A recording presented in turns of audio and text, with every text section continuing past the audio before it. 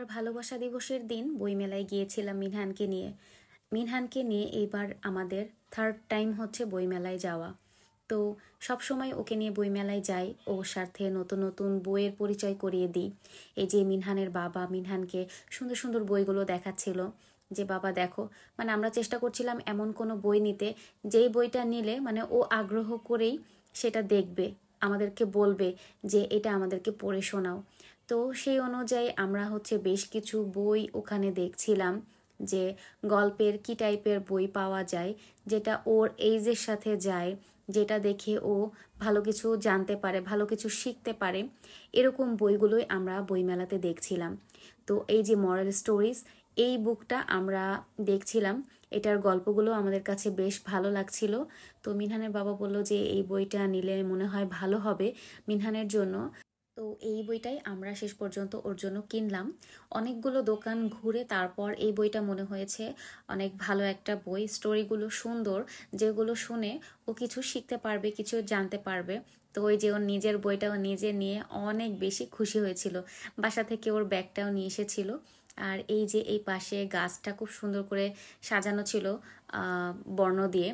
তো এই পাশে হচ্ছে একটা স্টোর দেখতে পেলাম, এই স্টোরে আমি আর মিনহান গেলাম, মানে স্টোরটা অনেক সুন্দর করে সাজানো ছিল, যার কারণে এখানে যাওয়া।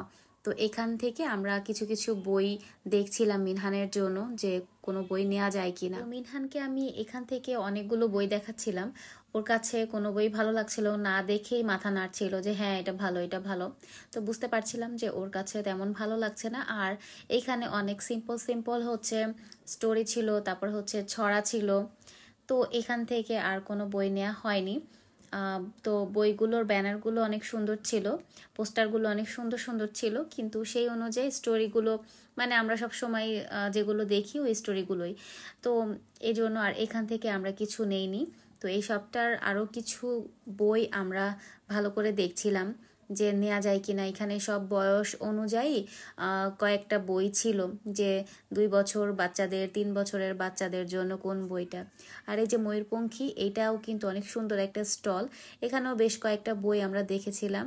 তারপর হচ্ছে অন্য আরেকটা স্টলে চলে গেলাম, সেখানে আমরা দেখতে পেলাম যে এই টয়েসগুলো, এইগুলোর নাম আমার এখন মনে আসছে না।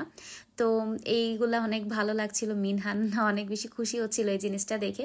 যদিও এটা পরে আর কেনা হয়নি, কারণ এটা ওই যে হাতের মধ্যে নিয়ে হাতটাকে তো মুভ করতে হয়, এটা ও পারে না। তো যার কারণে আর এটা নেওয়া হয়নি, যে ও তো এখনো ছোট, পরবর্তীতে দেখা যাবে। তো এই যে এখানে কালার বুক দেখছিলাম, যে ও যেহেতু এখন 3 বছরের হয়ে গিয়েছে, তো যার কারণে এরকম একটা বই খুঁজছিলাম যেখানে ও নিজে নিজে পেইন্ট করতে পারবে। যে কোনো একটা ছবিতে হচ্ছে কালার করা আছে, সেটা দেখে দেখে বাকি ছবিগুলোতে কালার করতে হবে। তো এখানে অনেকগুলো বই ছিল যেগুলোতে বিভিন্ন রকমের ছবি ছিল। তো আমি এমন একটা সিলেক্ট করলাম যেটাতে ও কালার করতে পারবে, মানে একটু ইজি ইজি ছবিগুলো আছে, সেরকমই একটা খুঁজছিলাম। তো ওকেও দেখাচ্ছিলাম যে তোমার কাছে কোনটা ভালো লাগছে তুমি দেখো।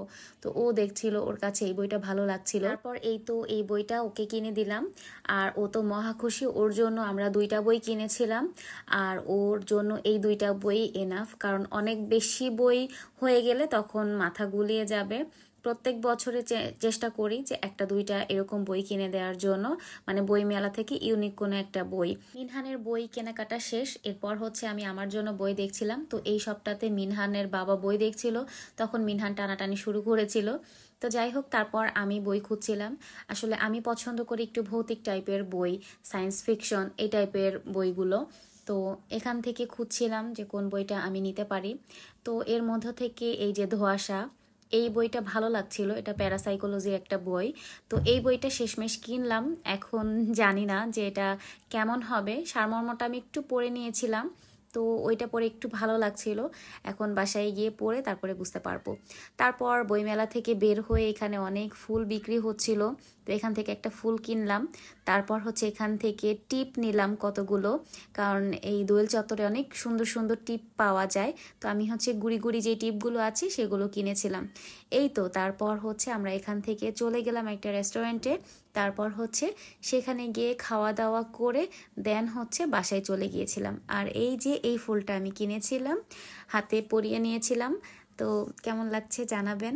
আজকের ব্লগটা এই পর্যন্তই। সবাই অনেক বেশি ভালো থাকবেন, সুস্থ থাকবেন। আমার আর আমার পরিবারের জন্য দোয়া করবেন।